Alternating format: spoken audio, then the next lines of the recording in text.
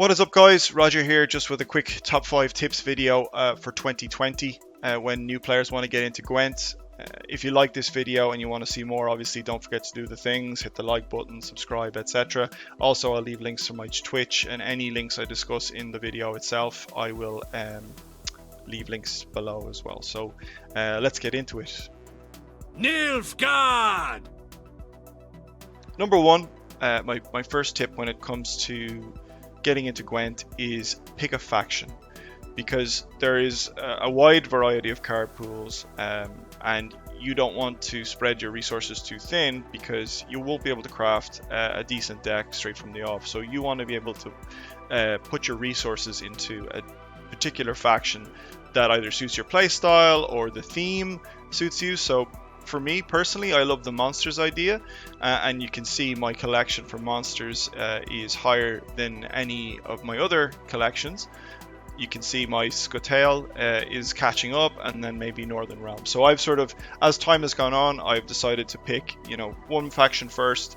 Then when I've kind of got a decent deck together with that, I'll pick a different faction because I want a bit of variety. And now I'm looking at a Northern Realms deck, so I'm buying. How you do this is, in the store, when you do get enough gold to buy kegs, you can buy kegs dependent on factions. At the beginning, I think some of the best advice you can get is just buying base set kegs, and that gets you cards from all factions. But if you're like me and you want to, get the best bang for your buck at the start, my personal advice is pick a faction that, gels with you. There are some starter decks there, so play all the starter decks, see which factions you kind of resonate towards, and then once you've decided, then buy kegs for that particular faction. So as I said to you already, I kind of heavily invested in monsters at first, then I went to Scutail, and now I'm looking at Northern Realms. Nilfgaard! Tip number 2 I would give is watch streams.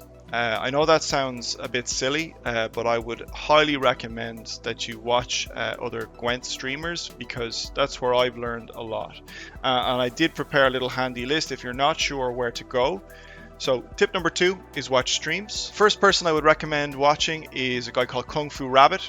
He's actually streaming some Dark Souls right now, which is unfortunate for him. He could have shown some really good tips out there. A really dry sense of humor, very, very good at explaining his decision making, and a very, very good player at the same time. Next up on the list I have is a good friend of mine, Weevil. Probably the first streamer I ever invested time in. He is Irish like myself. He's a Gwent official partner, and he is just an incredibly nice guy and has cultivated an incredible community around him. Again, very, very helpful when it comes to advising on what you should do when you first get into the game. Next up is Specimen Gwent. This is not Specimen Gwent, he's hosting somebody else right now. But Specimen Gwent is one of the top streamers in Gwent at the moment, getting probably some of the top views. Again, plays some of the best decks. One of the top players in Gwent at the minute. Very funny guy, very entertaining streams to listen to, and very engaging with his chat as well. So I really recommend listening to him. And then last but not least, don't get me wrong, there are hundreds of Gwent streamers out there, all really, really good. I've just picked the 4 that I watch the most, and the last one I've saved for a reason, because it's going to lead me into point number 3. Nilfgaard! BOMBLIN is not a huge streamer. Now I know he'd say himself he'd like to stream more, but obviously he works as well. He was streaming earlier on and said that he's a week off, so he's going to spend a whole week streaming, which is great news for me. But what I would say is, one of the reasons you should pay attention to this guy is not just for his streams, which are informative, is the information that he provides underneath his streams. He has put together what I think is an amazing resource for new Gwent players, because when you start Gwent, you don't know where to spend your gold. There's multiple resources. There's gold, there's card shards, there's meteorite powder, and you don't know where to invest all that. He's put together an incredible spreadsheet. If you're into spreadsheets, that is, and you want to min-max. The information contained in here are multiple different docs on where to spend your resources for the most bang for your buck. So he's plotted out paths in the different season guides, in the different reward books, on where you should be spending your reward points to get the most bang for your buck, which for me is amazing. I love this resource. As soon as I found it, I was like, this is what every Gwent player should be handed when they first start this game. Don't worry, guys. I'm going to put links to all this stuff in the chat below. But I highly recommend checking this out. Nilfgaard! Number 4 that I wanted to highlight is when you first start, you have what's called the journey. And you're probably wondering what this is, and you probably have unlocked a couple of points along the top here. You'll have an option, obviously, to spend real money, and the real money will go towards, these other cosmetic items.